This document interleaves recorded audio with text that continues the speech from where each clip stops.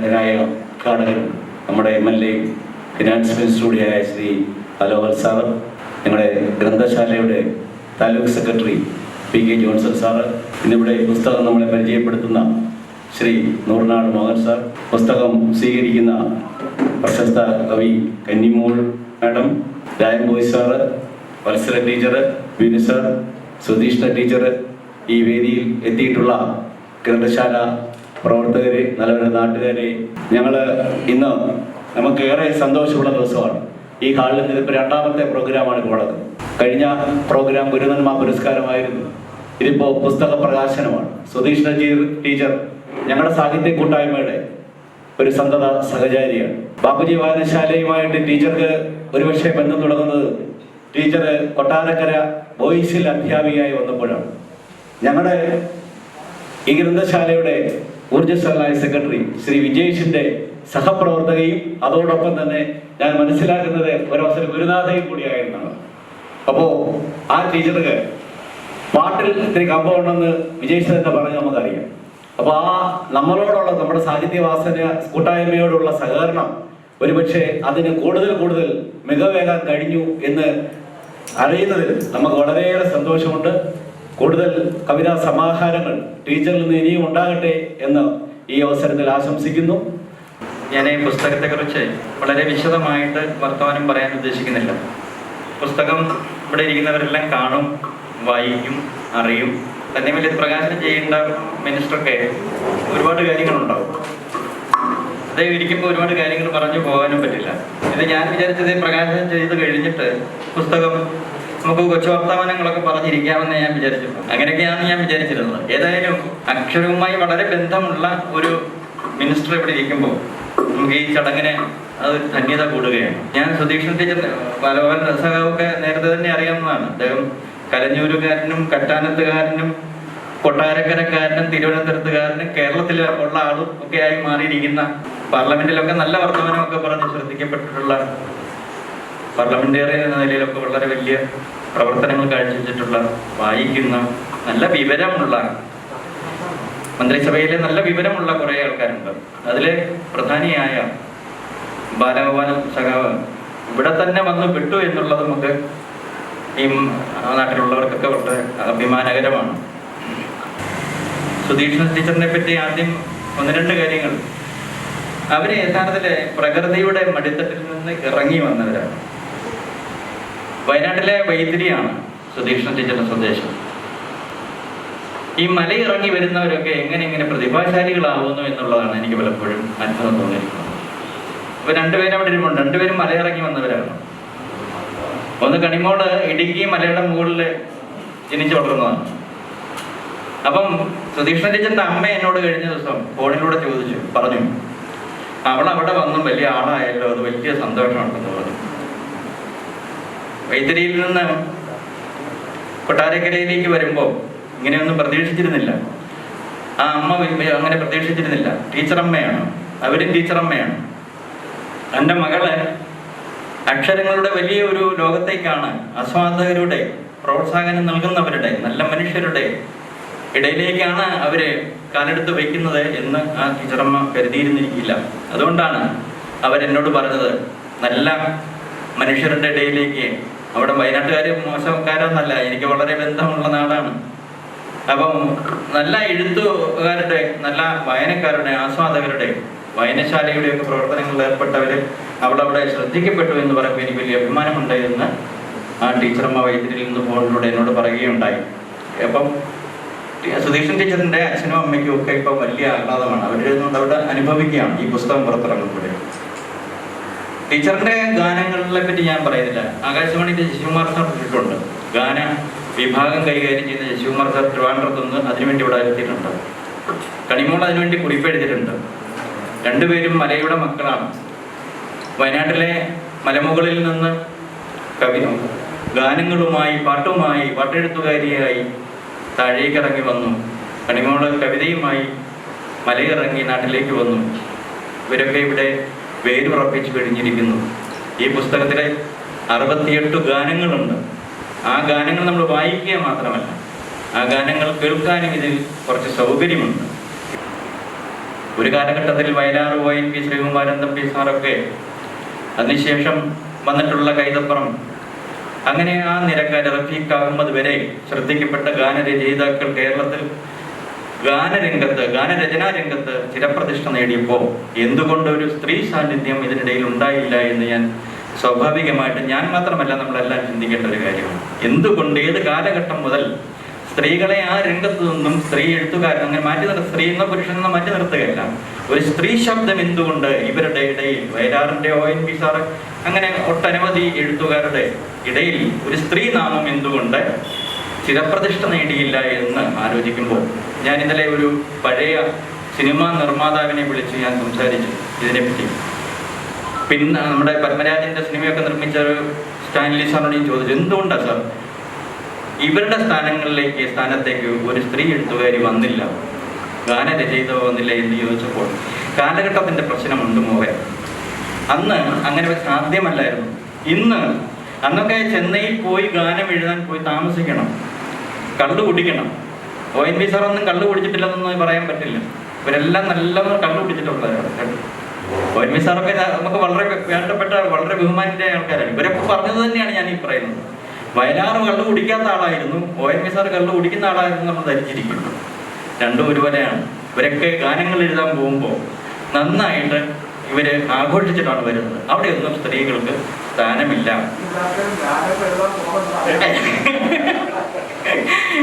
പക്ഷെ ഇന്നല്ല, സാഹചര്യം മാറി. ഇന്ന് നമ്മൾ ചെന്നൈയിലും പോകണ്ട, തിരുവനന്തപുരത്തും പോകണ്ട, തെലങ്കണിയിലും പോകണ്ട, ഒരു സ്റ്റുഡിയോയിലും പോകണ്ട. വീട്ടിലിരുന്ന് സന്ദർഭം പറഞ്ഞാൽ സുധീഷ്ണ ടീച്ചറിനെ പോലെയുള്ള പ്രതിഭാശാലികളായ എഴുത്തുകാർ ഗാനം തയ്യാറാക്കി കൊടുക്കും. ഇതിനകത്ത് ആദ്യം തന്നെ പറയുന്നുണ്ട്, ഞാൻ കൺകുളിർക്ക് കണ്ടാസ്വദിച്ച ഇന്നുമേറെ ഗൃഹാതുരതയോടെ ഓർക്കുന്ന മനോഹരമായ വയനാടൻ പ്രകൃതി പ്രപഞ്ചമാണ് എന്നിലൂടെ പാടാൻ ശ്രമിക്കുന്നത്. അതുതന്നെയാണ് ഈ മധുരം ഗായതി എന്ന് പറയുന്നത്. ഒരിക്കലും അതിൽ നിന്ന് അവർക്കൊന്നും മുക്തി നേടാൻ കഴിയില്ല. ജീവിച്ചു വന്ന സാഹചര്യങ്ങൾ, അവർ കണ്ടു വളർന്ന മലയും കാടും പുഴയും മരങ്ങളും ആ തണുവും ഒക്കെ അവർക്ക് മറക്കാൻ കഴിയില്ല. നമ്മളെപ്പോലെ ഒന്നുമല്ല. ഈ നാട്ടിലുള്ളവരുടെ അനുഭവങ്ങളല്ല മലമുകളിൽ ഉണ്ടായിരുന്നവരുടെ അനുഭവങ്ങൾ, കാഴ്ചകൾ, അറിവുകൾ അവരനുഭവിച്ചത് ഒരിക്കലും മറക്കാൻ പറ്റില്ല. സുധീഷൻ ടീച്ചർ ഇന്നും വയനാട്ടിലാണ്, കണിമോൾ ഇന്നും ഇടുക്കിയിലാണ്, ആ മലമുകളിലാണ്. അവർ പ്രകൃതി അവരോടൊപ്പം ഇറങ്ങി വന്നിരിക്കുകയാണ്. അവരൊക്കെ വളരെ ശ്രദ്ധിക്കപ്പെട്ട എഴുത്തുകാരായി മാറിയിരിക്കുന്നു.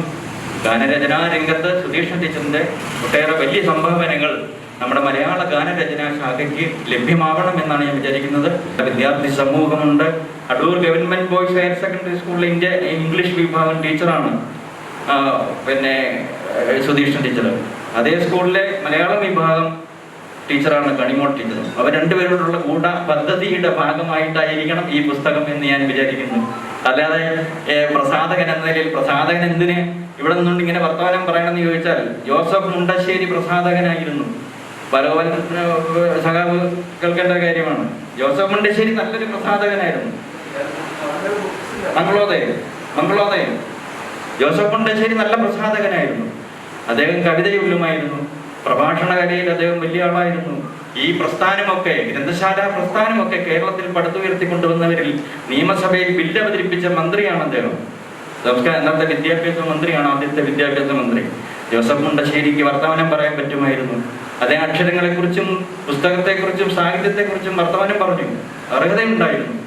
എന്ന് പറയുന്ന പോലെ പ്രസാധകൻ പുസ്തകം ഇറക്കി വിറ്റാൽ മാത്രം പോരാ, ഇങ്ങനെ വർത്തമാനം പറയാനൂടെ കഴിയണം, നേരെ അറിയാൻ കഴിയണം പ്രസാധകന്.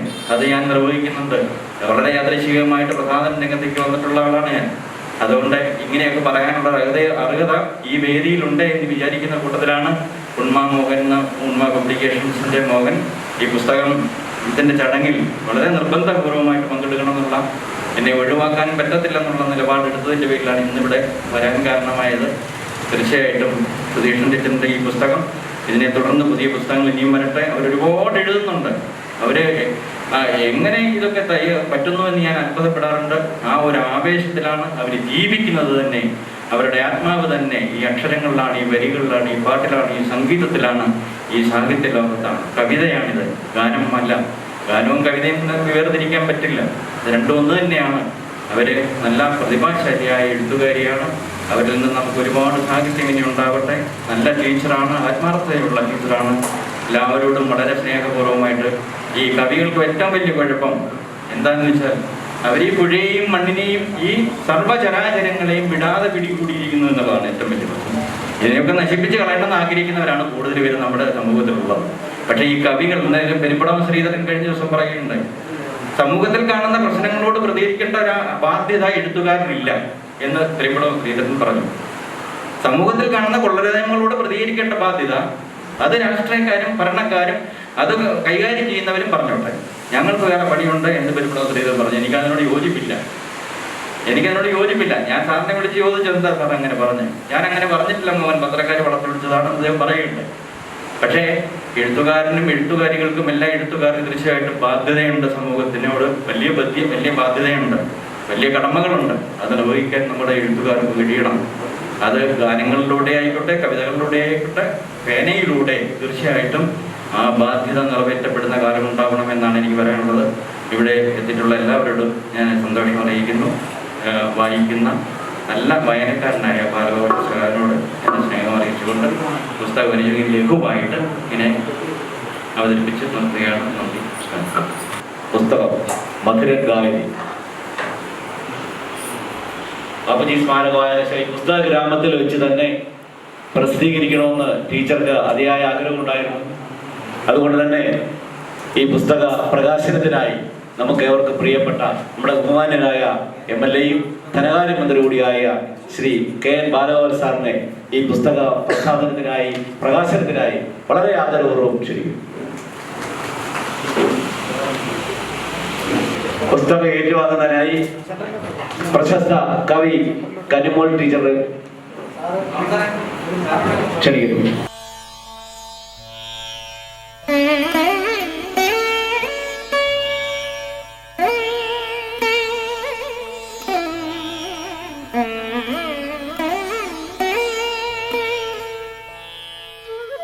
അധ്യക്ഷൻ ശ്രീ രാജീവ്, ഇവിടെ ഈ വേദിയിൽ സ്വാഗതം പറഞ്ഞ യുവതലമുറയുടെ കുട്ടികളുടെ പ്രതിനിധിയായിട്ട് ശ്രീലക്ഷ്മി, നമുക്ക് ഇവിടെ പുസ്തകം പരിചയപ്പെടുത്തിയ ശ്രീ മൂർനാട് മോഹൻ, ഈ വേദിയിൽ നിന്ന് ശ്രീ PK ജോൺസൺ, ശ്രീ ശശികുമാർ, ശ്രീ രാജൻ മോദി. വയനാട് ഇവിടുന്ന് പോകുന്ന ആളുകൾ, ജോലിക്ക് പോകുന്ന ആളുകൾ മലബാറിൽ പോയി കഴിഞ്ഞാൽ അവർക്ക് ഇങ്ങോട്ട് ട്രാൻസ്ഫർ ആയിട്ട് പെട്ടെന്ന് പോകണം. അതിൻ്റെതായ പ്രശ്നം അവിടുത്തെ ഇവിടുന്നുള്ള ആളുകളൊന്നും ജോലി ചെയ്യുന്നില്ല.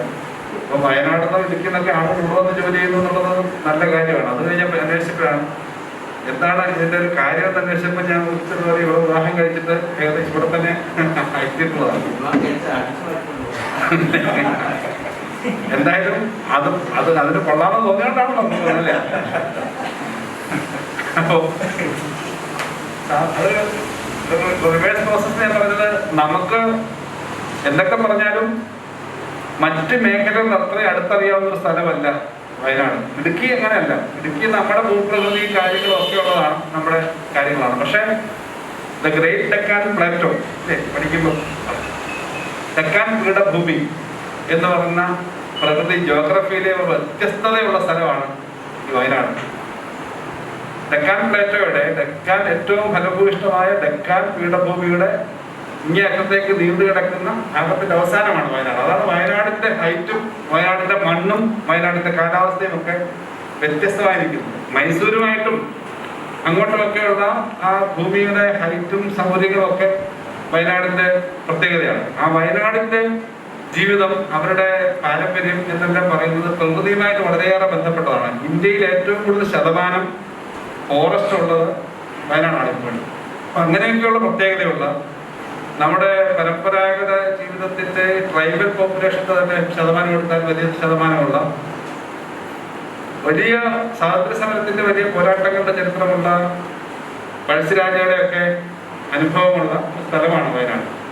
അപ്പം ഞാൻ ആ ടീച്ചറെ പറ്റി വായിച്ചപ്പം അവിടുത്തെ കോളേജ് മൈത്രി സ്കൂള് മട്ടന്നൂർ.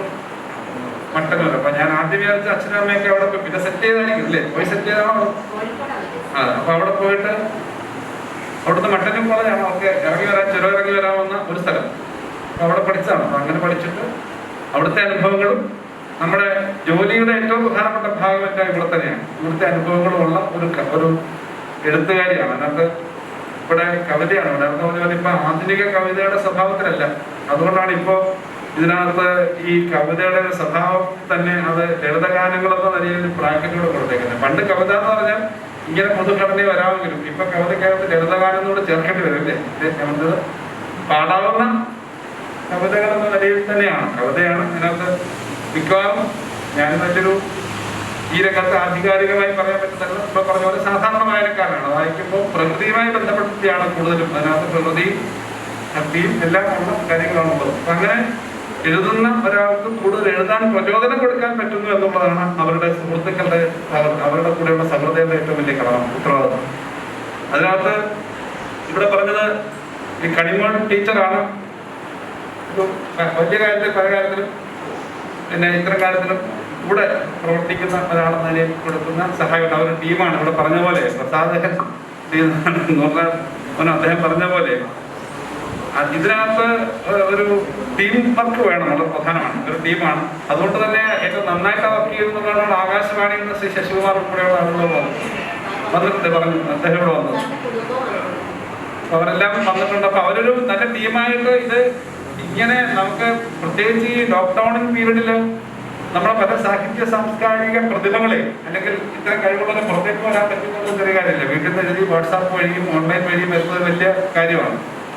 ഒരു വേദിയിൽ ആദ്യം വന്നു നിന്നിട്ട് പറയുന്നതിനും പാടുന്നതിനും തടസ്സമുണ്ട്, മാനസികമായിട്ടൊരു തടസ്സമുണ്ട്. ഇതിനകത്ത് അവതരിപ്പിക്കാൻ കൊള്ളാം എന്ന് പറയുന്നത് പ്രോത്സാഹനം കിട്ടും. അതിന്റെ കൂടെയാണ് നമ്മുടെ ഈ ബാപ്പുജി സ്മാരക വായനശാലയുടെ കൂട്ടായ്മയുടെ സഹായം എന്ന് ഞാൻ കരുതുന്നു. അതിന്റെ ആവേശം ഇതെല്ലാം ചേർന്നിട്ടാണ് ഇങ്ങനൊരു കാര്യം വന്നിട്ടുള്ളത്. അപ്പോൾ എഴുതാൻ കൂടുതൽ പ്രേരണ ഉണ്ടാവുന്ന തരത്തിലുള്ള ഒരു അന്തരീക്ഷമുണ്ട്.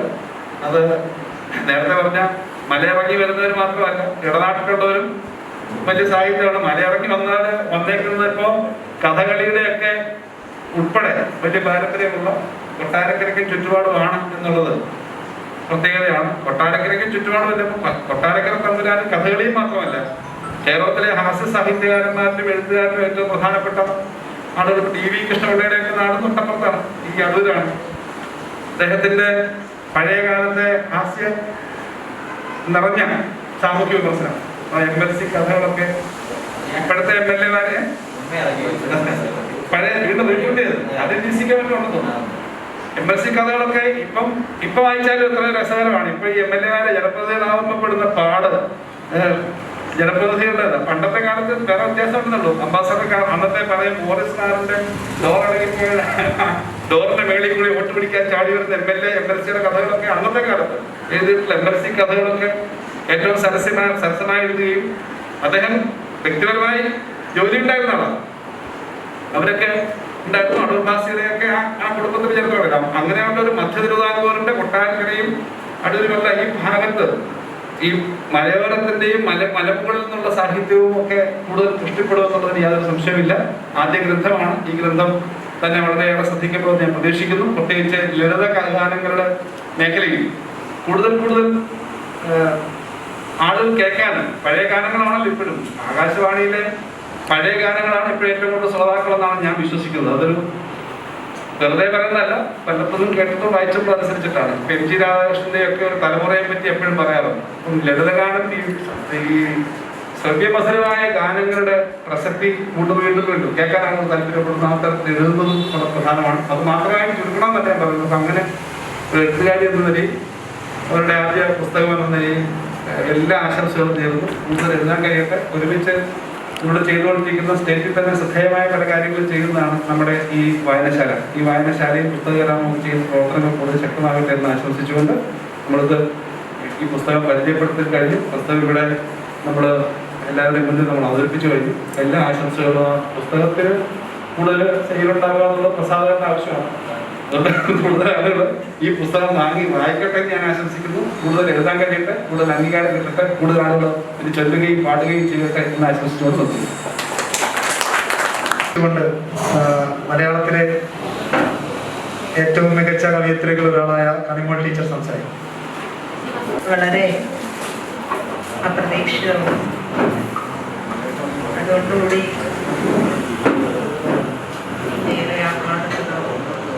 ആണ് ഈ ചടങ്ങ്. ഇതിങ്ങനെ വരുമെന്ന് ഈ അടുത്ത കാലം വരെ ഞാനോ സുധീഷ് ടീച്ചറോ ഒന്നും പ്രതീക്ഷിച്ചിരുന്നില്ല. വളരെ യാദൃച്ഛികമായി ഇങ്ങനൊരു പുസ്തകത്തിൻ്റെ ആലോചന ഉണ്ടായി. അത് ഇവിടുത്തെ പുസ്തക രൂപമായി ഞങ്ങളൊക്കെ ആഗ്രഹിച്ചതുപോലെ അത് പുസ്തക ഗ്രാമത്തിൽ വെച്ച് പ്രകാശനം ചെയ്യപ്പെടുന്നു. വളരെയധികം സന്തോഷമുണ്ട് എനിക്ക്. എഴുത്തിൽ എൻ്റെ ഒരു കൂടെപ്പിറപ്പ് എന്ന് ഞാൻ വിചാരിക്കുന്ന സുധീഷ് ടീച്ചറിൻ്റെ ഈ പുസ്തകത്തിൻ്റെ പ്രകാശന വേളയിൽ പങ്കെടുക്കാൻ കഴിഞ്ഞു. അതോടൊപ്പം പുസ്തക ഗ്രാമത്തിൽ വരാനും ഈ ലൈബ്രറി സന്ദർശിക്കാനും കഴിഞ്ഞു. ഞങ്ങളുടെ നാട്ടിലൊരു മഴ എന്ന പേരിൽ ഒരു സംഗീത ഗ്രാമം, ഒരു കൂട്ടം ചെറുപ്പക്കാരുടെ, സംഗീതപ്രേമികളായ ഒരു കൂട്ടം ചെറുപ്പക്കാരുടെ കയ്യിൽ വർഷാവർഷം അവിടെ നിരവധി പരിപാടികൾ അവതരിപ്പിക്കാറുണ്ട്. കവിതയും സംഗീതവും കൈകോർക്കുന്ന വൈകുന്നേരങ്ങൾ, ഗസലുകളുടെ സംഖ്യകൾ. നല്ല മഴയിൽ, നിറഞ്ഞു പെയ്യുന്നൊരു മഴയിൽ ഒരു സായാഹ്നത്തിൽ ഈ മഴ ഉദ്ഘാടനം ചെയ്തത് ഞാനായിരുന്നു. അതൊരു നിയമം പോലെ എന്നിൽ വന്നു കഴിഞ്ഞായിരുന്നു. അതുവരെ പെയ്യാതിരുന്ന മഴ ഉദ്ഘാടനത്തിന് ആർത്ത് പെയ്തു. അതൊരു മനോഹരമായ വൈകുന്നേരമായിരുന്നു. അപ്പൊ ഇവിടെ ഇരുന്നപ്പോൾ പുസ്തക ഗ്രാമത്തെ പറ്റി ഞാൻ ആലോചിക്കുമ്പോൾ എൻ്റെ മനസ്സിലത് കടന്നു വന്നു. ഈ പുസ്തക ഗ്രാമത്തിൽ ഒരു പുസ്തക പ്രകാശന ചടങ്ങിൽ പുസ്തകത്തോട് ആഭിമുഖ്യമുള്ള, അതിന് വില അറിയുന്ന ഒരു പൊതു പ്രവർത്തകൻ, ഒരു ഭരണാധികാരി അത് പ്രകാശനം ചെയ്യുമ്പോൾ തീർച്ചയായും അതിനൊരു സൗന്ദര്യം കൂടുന്നു. അദ്ദേഹം പറഞ്ഞ ഓരോ വാക്കും കൃത്യമായിരുന്നു. വളരെ നല്ല വാക്കുകളായിരുന്നു അത്. നമ്മളിനി എത്ര പുസ്തകങ്ങൾ എഴുതിയാലും, ഏതെല്ലാം മേഖലകളിൽ, ഏതെല്ലാം അവാർഡുകൾ, ഏതെല്ലാം പുരസ്കാരങ്ങളിൽ, എത്ര അംഗീകാരങ്ങൾ നേടിയാലും ആദ്യ പുസ്തകത്തിന്റെ പ്രകാശനം അതൊരു എന്താ പറയാ, അതിനൊക്കെ വാക്കുകൾക്കൊക്കെ അപ്പുറമുള്ള ഒരു മനോഹരമായ ഒരു അനുഭവമാണ്. അത് വിവരിക്കാനാവാത്തത്രയും വലുതാണ്. ടീച്ചർ അനുഭവിക്കുന്ന ആ ഒരു ചാരിതാർത്ഥ്യം, അല്ലെങ്കിൽ അതോടൊപ്പം ഒരുപാട് ആകാംക്ഷയുണ്ട്. ടീച്ചറിനിപ്പോൾ വന്നു ചേർന്നിരിക്കുന്നത് വലിയ ഉത്തരവാദിത്തങ്ങൾ കൂടിയാണ്. ഒരേ സമയം മികച്ച അധ്യാപികയായി തിരഞ്ഞെടുക്കപ്പെടുന്നു. അവരുടെ ഗാനങ്ങൾ സഹൃദയ സമക്ഷം എത്തുന്നു. വലിയൊരു വായന സമൂഹത്തിലേക്ക്, ഒരു ശ്രോതാക്കളുടെ സമൂഹത്തിലേക്ക് ഒക്കെ അത് ചർച്ചയ്ക്കായി വന്നു ചേർന്നിരിക്കുന്നു. ടീച്ചറിന് കുറച്ചധികം ഉത്തരവാദിത്തങ്ങൾ ഒരേ സമയം വന്നു ചേർന്നിരിക്കുകയാണ്. ടീച്ചറിന് സാധിക്കും മുന്നോട്ട് പോകാൻ. കാരണം കുന്നിൻ മുകളിൽ നിന്ന് ഒഴുകുന്ന നദികൾക്ക് വേഗം കൂടുതലാണ്. നദികളെല്ലാം കുന്നിൻ മുകളിലാണ് ഉത്ഭവിക്കുന്നത്. അതിന് വേഗം കൂടുതലാണ്. അതിൻ്റെ ആ ആവേഗം എന്ന് പറയുന്നത് തീർച്ചയായും അത് ആ ദേശത്തിൻ്റെ, ആ പ്രകൃതിയുടെ, ആ മണ്ണിൻ്റെ, അവിടുത്തെ കുളിരിൻ്റെ, അവിടെ മാത്രമുള്ള നൈസർഗികമായ ചില നന്മകളുടെ ഫലമാണ്. അത് ടീച്ചറിലുമുണ്ട്. ഞങ്ങൾ തന്നെ നടക്കുന്നത് അങ്ങനെയാണ്. അത് വളരെ കുറച്ച് പേരോടെ എനിക്ക് അങ്ങനെ അടുക്കാൻ പറ്റുന്നത്. എൻ്റെ ഏറ്റവും അടുത്ത 2 കൂട്ടുകാരികളാണ് രണ്ടുപേരും ഇവിടെ ഉണ്ട്. അപ്പോൾ അങ്ങനെ എല്ലാവരോടും നമുക്ക് അടുക്കാൻ സാധിക്കില്ല. അത് വളരെ കുറച്ച് പേരോട് മാത്രമേ ആ ഒരു അടുപ്പം സാധ്യമാകുള്ളൂ. പിന്നെയാണ് അറിയുന്നത് ടീച്ചർ വയനാട്ടിൽ നിന്നാണ് എന്നൊക്കെ പിന്നീടാണ് അറിയുന്നത്. അപ്പോൾ പിന്നെ എനിക്കതിൻ്റെ കാരണം കണ്ടെത്താൻ എളുപ്പമാകും ആയിട്ടുണ്ട്. ടീച്ചറിന്റെ വരികൾ ടീച്ചർ വൈകി എഴുതി തുടങ്ങി. ഈ കവിതയും പാട്ടും ഒക്കെ മനസ്സിൽ ഏറെക്കാലം കൊണ്ടു നടന്ന്, അത് ഞാനിവിടെ ആ പുസ്തകത്തിൽ പറഞ്ഞതുപോലെ അത് ഭദ്രമായി അടവച്ചിരിക്കുകയായിരുന്നു. ദീർഘകാലമായി പൊരുന്നിരിക്കുന്ന വാക്കുകളാണ്. ഒരുപക്ഷെ അത് ഉൾച്ചൂടിൽ അടവച്ച വാക്കുകൾ അത് വിരിഞ്ഞിറങ്ങി ഗാനങ്ങളായി പുറത്തേക്ക് വന്നത്. വെറും ഗാനങ്ങൾ എന്ന് പറയുമ്പോൾ എന്നെ സംബന്ധിച്ചിട്ട് എനിക്ക് പാട്ടെഴുതാൻ വളരെ പ്രയാസമാണെന്ന് വേണം എനിക്ക് പറയാൻ. കുട്ടിക്കവിതകൾ എനിക്ക് സാധിക്കുന്നില്ല. അപ്പൊ അത് ഒരു പ്രത്യേക തലമാണ്, മനസ്സിന്റെ എഴുത്തിന്റെ ഒരു പ്രത്യേക തലമാണ്. കവിതയിൽ നിന്ന് പാട്ടിനെ ഒട്ടും കുറച്ച് കളയേണ്ട കാര്യമില്ല. രാജേന്ദ്രൻ ചുള്ളിക്കാട് അടുത്തിടയ്ക്ക് അതിനെപ്പറ്റി പറയുകയുണ്ടായി. അദ്ദേഹത്തിന് പാട്ട് എഴുതാൻ സാധിക്കുന്നില്ല എന്ന് അദ്ദേഹം ഏറ്റു പറയും. അത് മനസ്സിന്റെ എഴുത്തിന്റെ ഒരു സവിശേഷമായ ഒരു തലം തന്നെയാണ്. നമ്മുടെ കാലത്ത് കവിതയിൽ നിന്ന് സംഗീതം ചോർന്നു പോയതുപോലെ സംഗീതത്തിൽ നിന്ന് കവിതയും ചോർന്നു പോയിരിക്കും. ഇപ്പോൾ ഉള്ള ഗാനങ്ങൾ നമ്മുടെ കാതിൽ വീണ് കാതിൽ പറ്റി പോവുക എന്നുപോലെ നമുക്ക് പറയാനാവില്ല. തലയ്ക്ക് മുകളിലൂടെയാണ് പലതും പോകുന്നത്. നമ്മളെ സ്പർശിക്കുന്നതേ ഇല്ല. ഇപ്പോൾ BK ഹരിനാരായണൻ വരെയുള്ള നമ്മുടെ സുജേഷിൻ്റെ സുജേഷ് സാറിൻ്റെ സംബോധനം കൂടിയായ സുജേഷിൻ്റെ ആ പാട്ട് അത് ഞാൻ പലയാവർത്തി കേട്ടു. അതിലെ അവസാന വരികളൊക്കെ ഹൃദയം പിടിച്ചെടുക്കുന്ന വരികളായിരുന്നു. അതൊക്കെ വളരെ അപൂർവമായി സംഭവിക്കുന്നതാണ്. അപ്പോൾ അത്തരം പാട്ടുകളുടെ ഒരു അഭാവം മലയാളി ഇന്ന് നേരിടുന്നുണ്ട്. അതൊരു വലിയ ദാരിദ്ര്യമായി മലയാളി. പക്ഷെ നമ്മൾ പിടിച്ചു നിൽക്കുന്നത് തീർച്ചയായും നമുക്ക് വയലാർ ഉള്ളതുകൊണ്ടാണ്, ONV ഉള്ളതുകൊണ്ടാണ്, P. ഭാസ്കരനും ശ്രീകുമാരൻ നമ്പി ഉള്ളതുകൊണ്ടാണ്. അവരിലേക്കാണ് നമ്മളിപ്പോഴും തിരിച്ചു പോകുന്നത്. നമ്മുടെ ഏറ്റവും സൂക്ഷ്മമായ വികാരങ്ങളെ ആവിഷ്കരിക്കാൻ നമ്മൾക്ക് അവരെ തന്നെയാണ് ഇപ്പോഴും കൂട്ടുപിടിക്കേണ്ടി വരുന്നത്. ഒരു സംശയവും വേണ്ട. നമുക്കത് കൈമാറാൻ, അത് പങ്കുവയ്ക്കാൻ അവരിലേക്ക് തന്നെയാണ് നമ്മളിപ്പോഴും തിരിച്ചു പോകുന്നത്. എത്രയോ പുതിയ പാട്ടുകാർ അതിനുശേഷം വന്നു, എത്രയോ പുതിയ സംഗീതജ്ഞർ വന്നു. പക്ഷെ ഇന്ന് നമ്മൾ രവീന്ദ്രൻ മാഷിലേക്ക്, ദേവരാജൻ മാഷിലേക്ക് തിരിച്ചു പോകുന്നത് നമ്മുടെ സൂക്ഷ്മമായ അനുഭവങ്ങളെ, വികാരങ്ങളെ, ചിന്തകളെ ഒക്കെ നമുക്ക് അവരിലൂടെ പങ്കുവയ്ക്കാൻ കഴിയുന്നു, ഇന്നും കഴിയുന്നു. തലമുറ മാറ്റങ്ങൾക്ക് അനേകം തലമുറ മാറിയിട്ടും അതിന് സാധിക്കുന്നു എന്നുള്ളത്. ആകാശവാണിയുടെ ശിശുകുമാർ സാറ് സംഗീത വിഭാഗം കൈകാര്യം ചെയ്യുന്ന സാറിനോട് സാറിന് അതിനെപ്പറ്റി കൃത്യമായി പറയാൻ സാധിക്കും. ഇപ്പോൾ പാട്ടിൽ നിന്ന് ഈ കവിത ചോർന്നു പോയാൽ അതെവിടെയാണ് ഈ കവിതയും ഗാനവും ചേരുന്നത്, എവിടെയാണ് അത് ഇടവരിയുന്നത്, വളരെ സൂക്ഷ്മമായി പഠിക്കപ്പെടേണ്ടതാണ്. അപ്പോൾ ഇത് രണ്ടും ചേർന്നൊഴുകുന്നതാണ് ടീച്ചറുടെ പാട്ടുകൾ. അതിൽ സംഗീതവുമുണ്ട്. ആ സംഗീതം സൂക്ഷ്മമായ സംഗീതമാണ്, അത് ആന്തര സംഗീതമാണ്, ഉപരിപ്ലവമായ ഒരു സംഗീതമല്ല അതിലുള്ളത്. അതിൽ അന്തർനിഹിതമായ സംഗീതമാണ്. അതുപോലെ തന്നെ അതിനെ വേർതിരിക്കാനാവില്ല, കവിതയെന്നോ പാട്ടെന്നോ വേർതിരിക്കാനാവാത്ത വിധം അത് ഭദ്രവുമാണ്. അപ്പോൾ അത്തരമൊരു എഴുത്തുകാരിയുടെ അങ്ങനെയുള്ള വരികൾ തീർച്ചയായും മലയാളി തിരിച്ചറിയേണ്ടതാണ്. അത് നമ്മുടെ ഒരു മലയാളികൾ എന്ന നിലയിൽ നമുക്ക് കിട്ടിയ ആ പൈതൃകത്തെ, മുൻപ് ഞാൻ പറഞ്ഞതുപോലെ P. ഭാസ്കരൻ, ONV, ശ്രീകുമാരൻ നമ്പി, വയലാർ, ഇവരിലൂടെയൊക്കെ ഇപ്പോൾ 80കളിലും 90കളിലും ഉണ്ടായിരുന്ന നമ്മുടെ മലയാളം, നമ്മുടെ മിനിസ്റ്റർ പറഞ്ഞതുപോലെ ആ ലളിത ഗാനങ്ങൾ, നിലാനദിയുടെ നിർമ്മലത, എത്രയോ നല്ല പാട്ടുകളാണ് ആകാശവാണിയിലൂടെ ഞാൻ കേട്ട, നമ്മുടെ തന്നെ തലമുറ കേട്ട് ആസ്വദിച്ച ആ പാട്ടുകൾ ഇങ്ങനെ വരാത്തവണ്ണം അതിൻ്റെ പോയി കഴിഞ്ഞിരിക്കുന്നു. അത് തിരിച്ചു പിടിക്കണം മലയാളിക്ക്. തീർച്ചയായും നമ്മുടെ പൈതൃകത്തിൻ്റെ ഭാഗമായ, നമ്മുടെ സംസ്കാരത്തിൻ്റെ ഭാഗമായ, നമ്മുടെ അഭിരുചികളുടെ, നമ്മുടെ സംവേദനക്ഷമതയുടെ ഒക്കെ ഉയർന്ന തലങ്ങളെ അടയാളപ്പെടുത്തിയ ആ വരികൾ, ആ ഈണങ്ങൾ നമുക്ക് കെടാതെ സൂക്ഷിക്കേണ്ടതുണ്ട്, തിരിച്ചു പിടിക്കേണ്ടതുണ്ട്. അതിന് ഒരു നിമിത്തമായി തീരട്ടെ ഈ പുസ്തകം, ഈ കവിയും എന്ന് ഞാൻ ആഗ്രഹിക്കുന്നു. അപ്പോൾ ഞങ്ങൾക്കിടയിലുണ്ടായ സൗഹൃദവും ഈ പുസ്തകവും ഇതിനെല്ലാം യാദൃച്ഛികത മാത്രമാണ്. അത് എല്ലാം കണ്ടെത്തലുകൾ മാത്രമാണ്. ആ കണ്ടെത്തലുകളിൽ നമ്മുടേതായ ഇടപെടലുകളിൽ നമ്മുടേതായ വിഘ്നം വളരെ കുറച്ച് മാത്രമാണ്. ഞാൻ അങ്ങനെ വിചാരിക്കുന്ന ആളാണ്. ഇതിനെല്ലാം എഴുതി വയ്ക്കപ്പെട്ട തിരക്കഥയുടെ ഒരു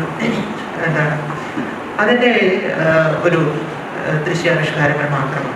നമ്മുടേതായ കൂട്ടിച്ചേർക്കലുകൾ വളരെ പരിമിതമാണ് എന്ന് ഞാൻ വിചാരിക്കുന്നതിനാണ്.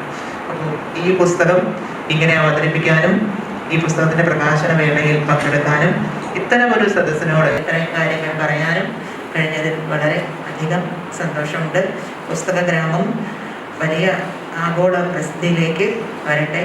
പുസ്തകങ്ങളിലൂടെ ഒരു ജനതയെ എങ്ങനെ മാറ്റി തീർക്കാം, ഒരു ജനതയുടെ സംസ്കാരത്തെ അല്ലെങ്കിൽ അവരുടെ അഭിരുചികളെ, അവരുടെ ജീവിതത്തെ, അതിൻ്റെ സമഗ്രതല സ്പർശിക്കാൻ എങ്ങനെ സാധിക്കും എന്ന് തെളിയിച്ചുകൊണ്ടിരിക്കുന്ന ഈ പെരുങ്കുളത്തെ പുസ്തക കൂട്ടായ്മയ്ക്ക്, M. മുകുന്ദൻ ആരാധക കൂട്ടത്തിന്, ഇവിടെ ഇന്ന് പ്രകാശനം ചെയ്യപ്പെട്ട ഈ പുസ്തകത്തിന് മലയാളി ഉള്ളിടത്തോളം മലയാളിയുടെ ഗാനങ്ങളോടുള്ള, അല്ലെ, നമുക്ക് മുൻപേ ഉണ്ടായതാണ് പാട്ടുകൾ, നമുക്ക് മുമ്പേ ഉണ്ടായതാണ് ഈണങ്ങൾ, നമുക്ക് മുമ്പേ ഉണ്ടായതാണ് കവിത. അതിനിയും നിലനിൽക്കട്ടെ. ടീച്ചറിലൂടെ അതൊരു വഴിത്തിരിവ് പിന്നിട്ട് ആ പഴയ സരളമായ പഴയ ആ നാടൻ ഈണങ്ങളിലേക്ക് നമുക്ക് കൈമോശം വന്ന, നമ്മളെവിടെയോ മറന്നു കളഞ്ഞ ആ നല്ല ഇമേജുകളിലേക്ക്, സ്മരണകളിലേക്ക് തിരിച്ചിറങ്ങാൻ ഒരു നിമിത്തമായി തീരട്ടെ എന്ന് ഞാൻ ആഗ്രഹിക്കുകയും ചെയ്യുന്നു. എഴുത്തുകാരിക്കും എഴുത്തിനും ദീർഘായുസ്, സകല ആശംസകൾ നൽകുന്നു.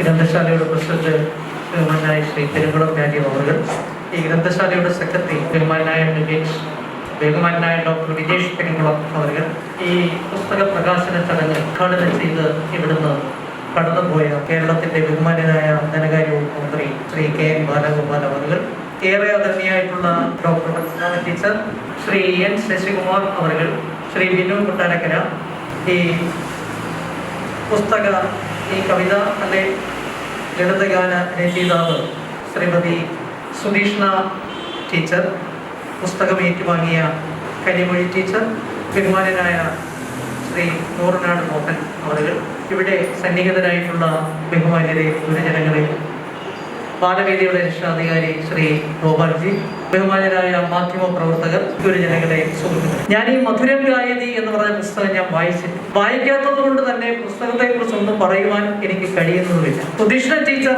കവിതയല്ല ലളിതഗാനം ഉൾപ്പെടെയാണ് എഴുതിയിരിക്കുന്നത് മിനിസ്റ്റർ പറഞ്ഞപ്പോഴാണ് എനിക്ക് മനസ്സിലായത്. ഈ മധുരം ഗായതി എന്ന പേര് കണ്ടപ്പോൾ എൻ്റെ മനസ്സിൽ പെട്ടെന്ന് ഓടി വന്നത് ഇതേപോലെ പേരിൽ ഒ വി വിജയന്റെ ഒരു കഥയുണ്ട്. മധുരം ഗായതി എന്ന ഒ വി വിജയന്റെ ഒരു കഥയുണ്ട്, കണ്ടുവരുന്നുണ്ട്. കാരണം ഇതിലെ ചില വരികളൊക്കെ ഞാൻ പെട്ടെന്ന് ഓടിച്ച് വായിച്ചതേ ഉള്ളത്. ഇവിടെ നിമിഷ നേരം കൊണ്ടൊന്ന് ബഹുമാനപ്പെട്ട മന്ത്രി പോയി കഴിഞ്ഞപ്പോഴാണ് ഈ പുസ്തകം കയ്യിലോട്ട് കിട്ടിയത്. ടീച്ചർ അറിയപ്പെടുന്ന ഒരു കവയിത്രിയും ഗാനരചയിതാവും ഒക്കെ ആയി ഭാവിയിൽ സിനിമയ്ക്ക് പാട്ടെഴുതുന്ന തരത്തിലേക്ക് ഉയർന്ന് വളർന്നു വരട്ടെ. ആശംസ അർപ്പിക്കുന്നതിനായി വളരെ സ്നേഹപൂർവ്വം ഡോക്ടർ വത്സല ടീച്ചറെ ക്ഷണിക്കും.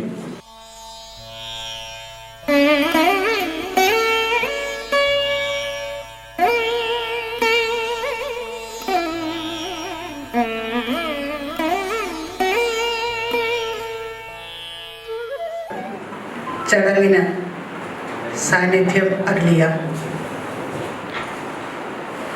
വിശിഷ്ട വ്യക്തിത്വങ്ങൾ,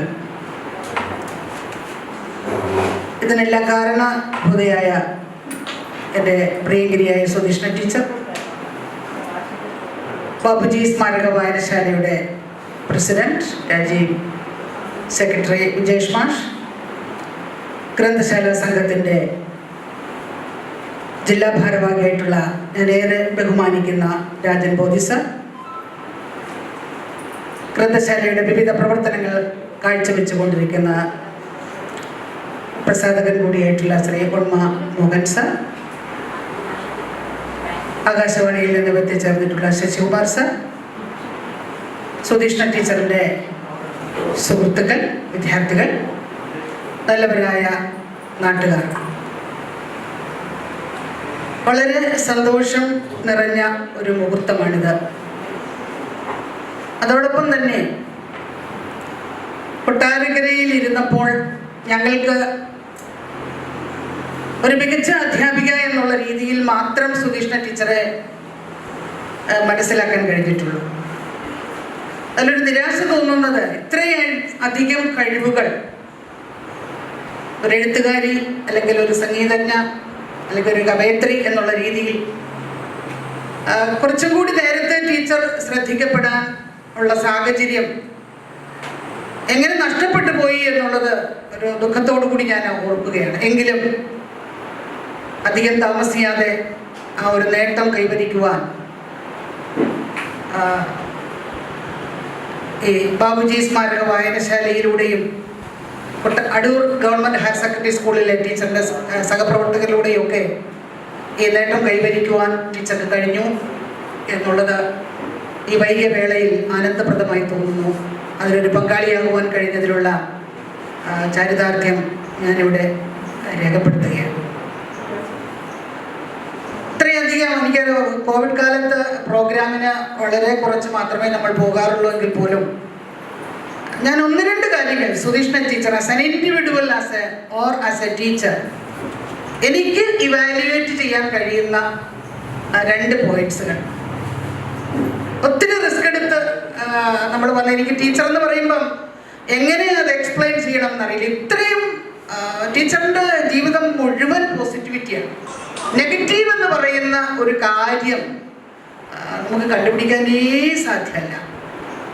ഇത്രയും പോസിറ്റീവായിട്ടുള്ള ഒരാളിൻ്റെ കൂടെ 8-9 വർഷം വർക്ക് ചെയ്യാൻ കഴിഞ്ഞു എന്നുള്ളതാണ് എൻ്റെ ഏറ്റവും വലിയ നേട്ടവും ഭാഗ്യവുമായിട്ട് ഞാൻ കരുതുന്നത്. അത്രയ്ക്ക് എനിക്ക് ഇഷ്ടമാണ് സുധീഷ്ണ ടീച്ചറെ.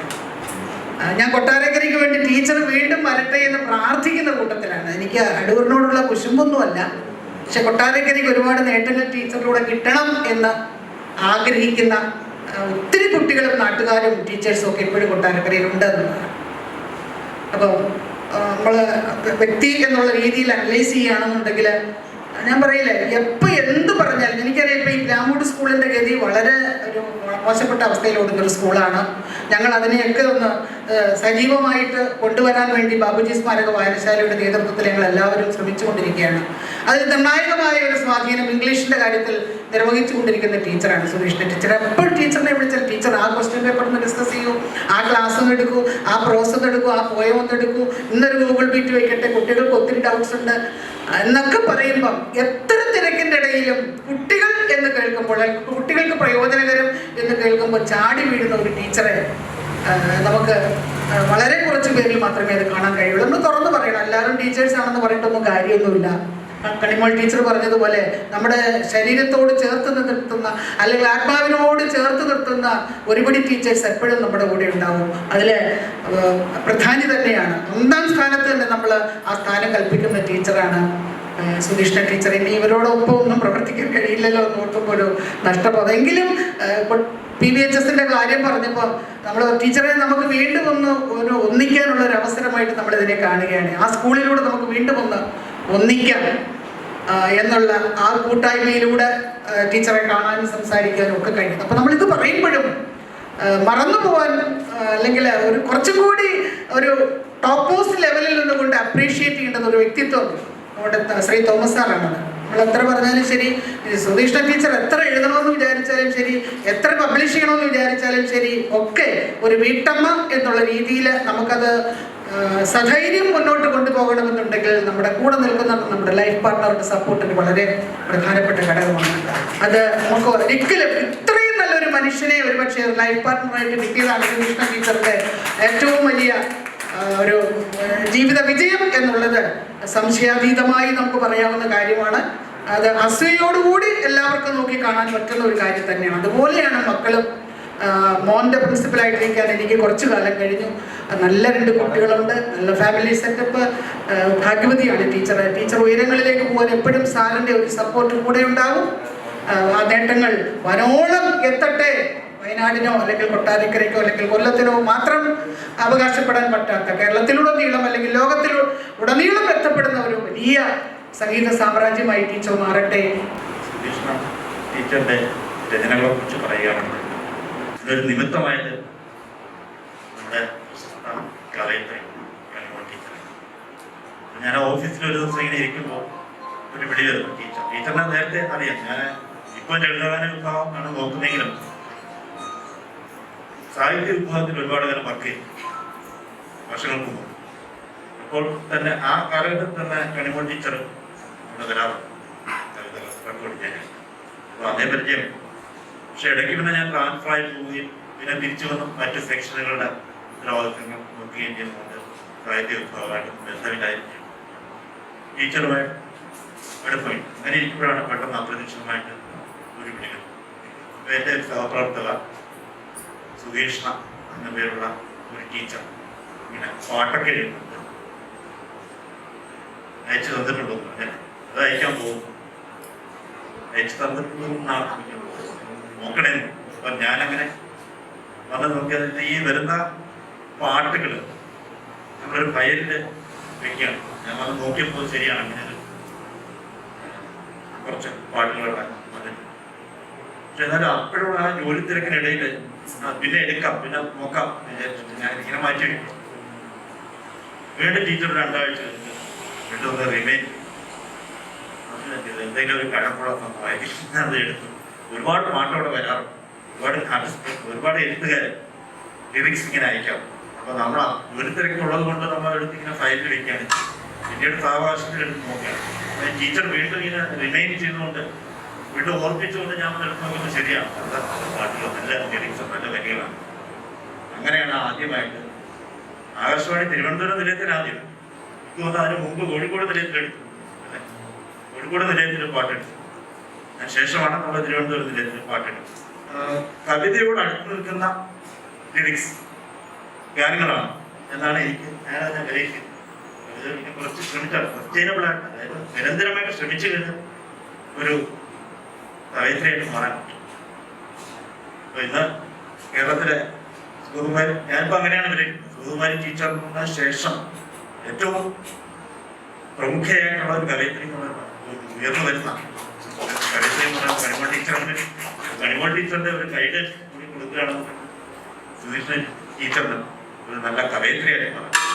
കാരണം ആ ലിറിക്സിന്റെ ഒരു പരിമിതി കടന്നിട്ട് കുറെ കൂടെ ഉയർന്ന ഒരു തലത്തിലേക്കാണ് ഈ പാട്ടുകൾ നിൽക്കുന്നതെന്നാണ് ശ്രമിച്ചാൽ അതൊരു കവിതയുടെ ഒരു പൂർണ്ണ പരിപൂർണതയിലേക്ക് എത്തിച്ചുകൊണ്ട് മകനാണ് ഇപ്പോൾ കൂടെ ഉള്ളത് അല്ലേ.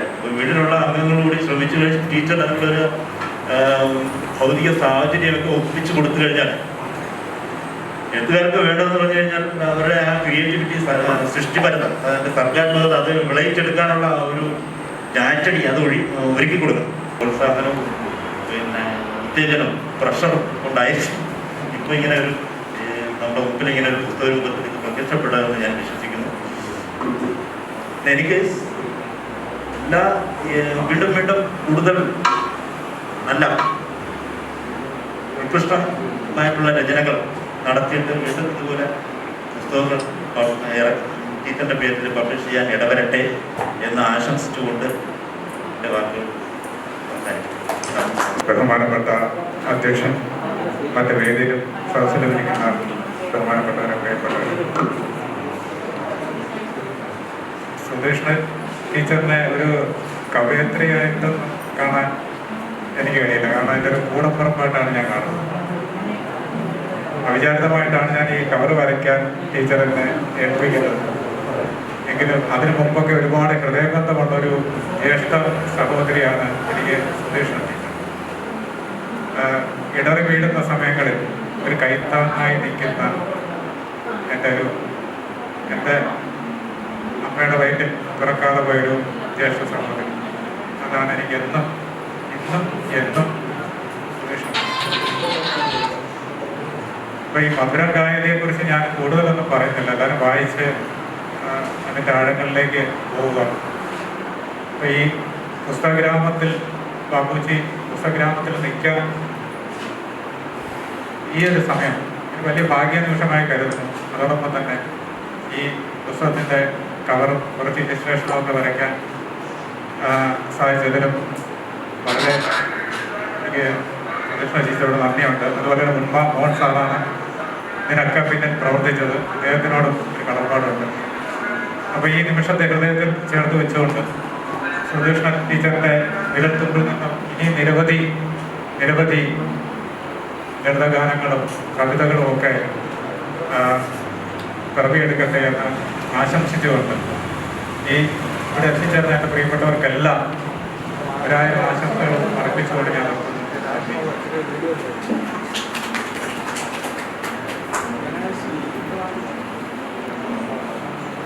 പ്രകൃതിയെ നിങ്ങൾ ശല്യപ്പെടുത്തരുത്, കാരണം നിങ്ങൾക്കെല്ലാം നഷ്ടപ്പെടും എന്ന വിദേശ എഴുത്തുകാരൻ ഹെർമൻ മെൽവിലിന്റെ മൊബിഡിക് എന്ന് പറയുന്ന പുസ്തകം എന്നെ പഠിപ്പിക്കുന്നത് സുധീഷ്ണ ടീച്ചറാണ്.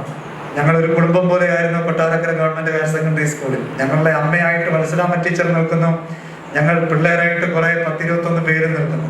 അതിനിടയ്ക്ക് ഞാൻ അബദ്ധവശാൽ ഒരിക്കൽ സുധീഷ്ണ ചേച്ചിയുടെ അടുത്ത് പറയുന്നു, എനിക്ക് ഒരു കോഴ്സ് ചെയ്യണമെന്ന് ആഗ്രഹമുണ്ട്, ഇംഗ്ലീഷ് ഒന്ന് പഠിച്ചാൽ കൊള്ളണം എന്ന് ആഗ്രഹമുണ്ട്, MA ഒന്ന് രജിസ്റ്റർ ചെയ്താൽ കൊള്ളാമെന്നൊരു ആഗ്രഹമുണ്ടെന്ന് പറഞ്ഞ് എന്നെ ഞങ്ങള് അവിടുത്തെ ഒരു രീതി എന്ന് പറഞ്ഞാൽ അവിടെ ഈ കസേരയിൽ ഇരിക്കുന്നത് കുറവാണ്.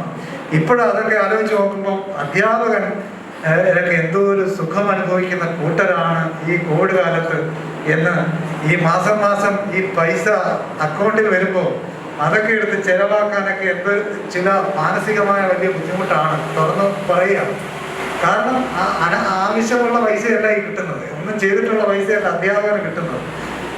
കോവിഡ് കാലത്ത് ഇടപെട്ട് നിൽക്കുന്ന കുറെ അധ്യാപകരുണ്ട്. ഇന്നത്തെ പുതിയ വാർത്ത അധ്യാപകരെ കോവിഡ് ഡ്യൂട്ടിയിൽ നിന്ന് ഒഴിവാക്കി മന്ത്രി എന്നാണ്.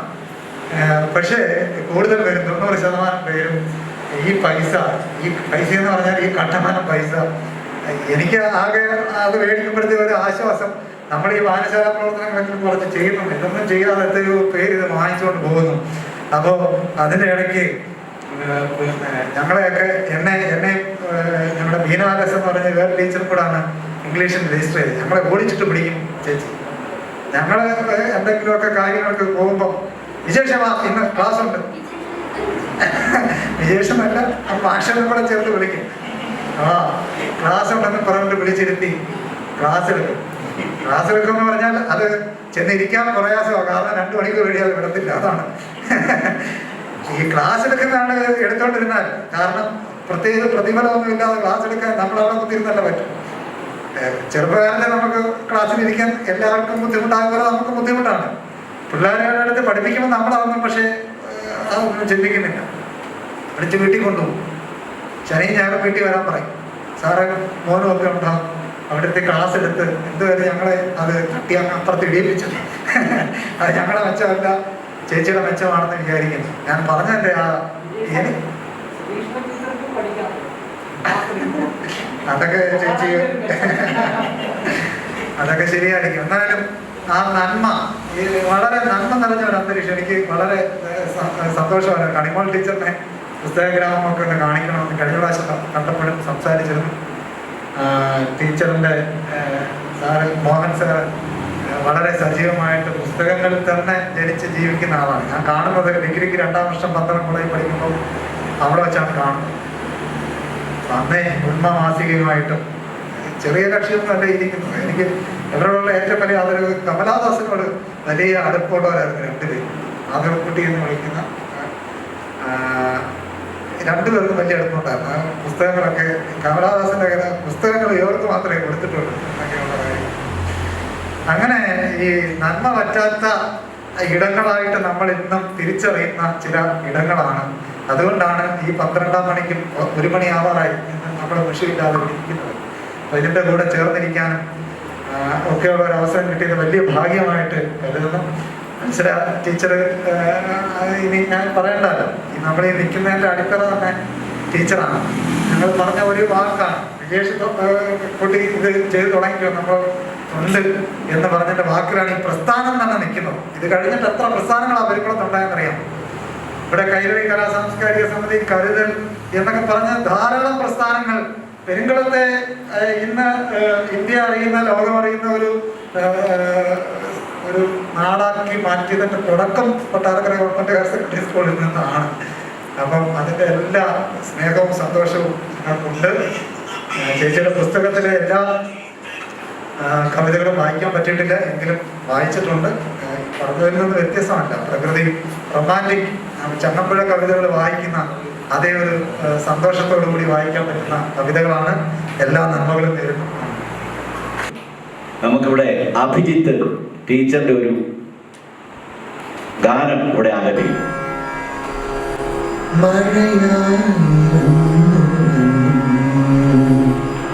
ഒരു കുടയിൽ നനയാതെ നാം നടന്നു, ഇലയൊന്നായി പൊഴിയുന്ന പോലെ, പൂവിനിതളൂർന്നു വീഴുന്ന പോലെ, മഴ പെയ്തു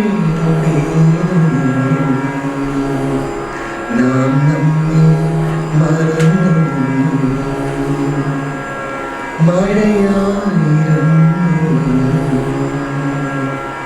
ഒരു കുടയിൽ നനയാതെ നാം നടന്നു,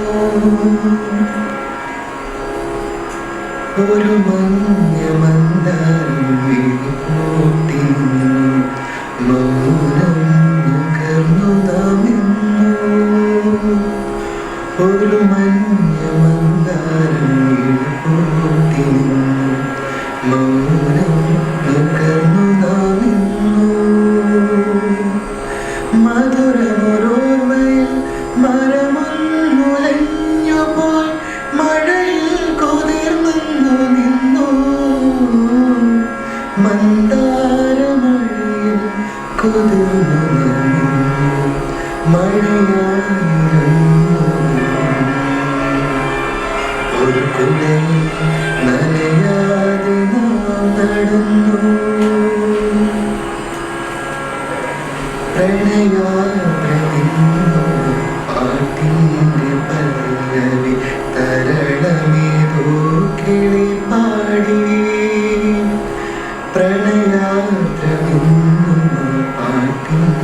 പല്ലവി തരളമേതോ കിളി പാടി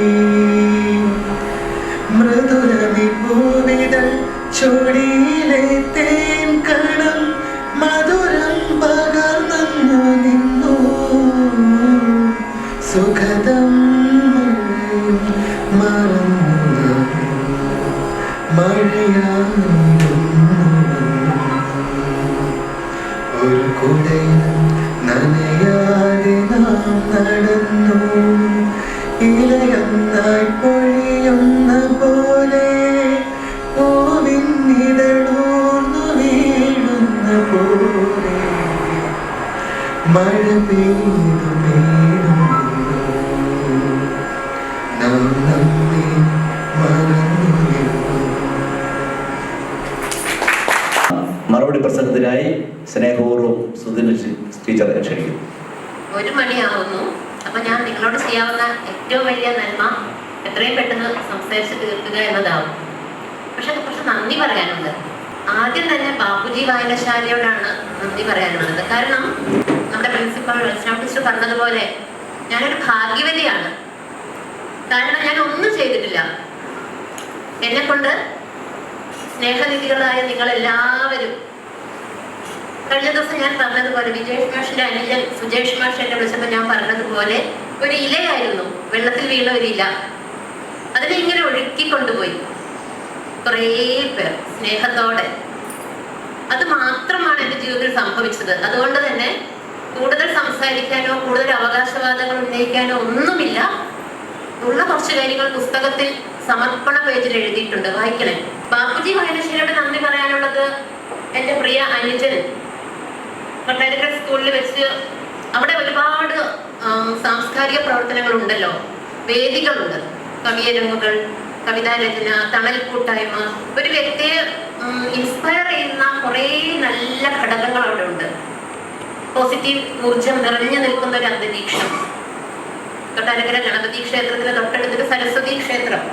ഞങ്ങളുടെ അമ്മ, ചേച്ചി അല്ലെങ്കിൽ അമ്മ പരശുരാമ ടീച്ചർ അവിടെ വന്നപ്പോൾ മുതലാണ് എൻ്റെ ജീവിതത്തിൽ എന്തൊക്കെയോ മാറ്റങ്ങൾ വന്നു തുടങ്ങിയത് എനിക്ക് തോന്നുന്നു. അതുവരെ ഞാനൊരു അമ്മ, ഒരു അധ്യാപിക മാത്രമായിരുന്നു. അപ്പൊ വിജേഷ് മാഷാണ് എന്നെ അക്ഷര കലാസാഹിത്യ വേദിയെ പരിചയപ്പെടുത്തിയത്. വിശാലമായി സംസാരിക്കുന്നില്ല. അങ്ങനെയൊക്കെയാണ് ആ ഇലയെ ഇങ്ങനെ ഒഴുകി വന്നത്. തുടക്കത്തിലൊക്കെ ഇപ്പോഴായാലും അതെ പോരായ്മകൾ ഉണ്ടാകുമല്ലോ, പക്ഷെ അതിനേക്കാൾ ഉപരി പ്രോത്സാഹനങ്ങളാണ് കൂടുതൽ കിട്ടിയത്. അതുകൊണ്ട് ഞാൻ ആദ്യം നമസ്കരിക്കുന്നത് ഈ വായനശാലയാണ്. അത് കഴിഞ്ഞ് അദൃശ്യരായി നിൽക്കുന്നത് ഇപ്പൊ എൻ്റെ ഈ ചടങ്ങിൽ പങ്കെടുക്കാൻ പറ്റാത്ത എൻ്റെ അച്ഛനെയും അമ്മയെയും അധ്യാപകരെയും എല്ലാ സുമനസ്സുകളെയും ഞാൻ ഓർക്കുന്നുണ്ട്. എല്ലാവർക്കുമുള്ള നന്ദി. ഞാൻ പേരെടുത്ത് പറയുമ്പോൾ നിങ്ങളുടെ സമയം അപഹരിക്കും എന്നുള്ളതോടെ എനിക്ക് അതിന് പറ്റുന്നില്ല. ശശികുമാർ സാർ, കാരണം കണിമോൾ ടീച്ചറാണ് അവിടെ കവിത എത്തിച്ചത്. ടീച്ചറാണ് പിന്നീട് പോയി റിമൈൻഡ് ചെയ്തത്. അപ്പോൾ എന്നോട് ശശികുമാർ സാർ പറഞ്ഞൊരു വാചകം, കണിമോൾ ടീച്ചറിന്റെ നന്മ തന്നെയാണ് അവിടെയും ഈ സാർ എടുത്ത് കാണിച്ചത്. കാരണം സാറിനെ പോയി റിമൈൻഡ് ചെയ്യിക്കായിരുന്നു എൻ്റെ പാട്ടുകൾ എടുക്കണം എന്ന് പറഞ്ഞിട്ട്. അപ്പൊ അതിനൊക്കെ ഞാൻ ആരോടെ നന്ദി പറയാന്ന് എനിക്കറിയില്ല, എങ്കിലും ഞാൻ സാറിനോട് എൻ്റെ നന്ദി അറിയിച്ചോളൂ. അതുപോലെ തന്നെ പരശുരാമ ടീച്ചറിന് ഞാൻ നേരത്തെ ടീച്ചറിന്റെ അനുഗ്രഹം വാങ്ങി. നൂറനാട് മോഹൻ സാർ ഇല്ലായിരുന്നെങ്കിൽ ഈ പുസ്തകം സംഭവിക്കില്ലായിരുന്നു. കണിമോൾ ടീച്ചർ നിർബന്ധിക്കുന്നുണ്ടായിരുന്നെങ്കിലും ഇത് സംഭവിച്ചത് നമ്മുടെ നൂറനാട് മോഹൻ സാർ മനസ്സെടുത്തത് കൊണ്ട് തന്നെയാണ്. അദ്ദേഹത്തെ ഞാൻ ഈ വേദിയിൽ തിരുസ്ഥാനത്ത് കണ്ടു വണങ്ങുകയാണ്. പിന്നെ എല്ലാവരോടും സ്നേഹം. ഇവിടെ വന്ന എല്ലാവരും ഒന്ന് പേരെടുത്ത് പറഞ്ഞോട്ടെ. എൻ്റെ കണിമോൾ ടീച്ചർ,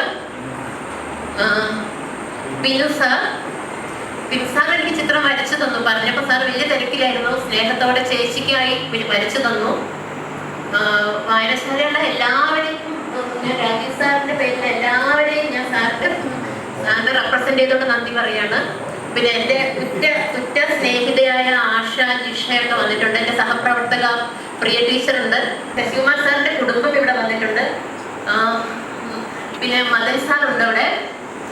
ഞാൻ വായനശാലയിൽ ആദ്യം എഴുതുമ്പോൾ എനിക്ക് ഒരുപാട് സംഘർഷം ഉണ്ടായിരുന്നു, ആത്മസംഘർഷം.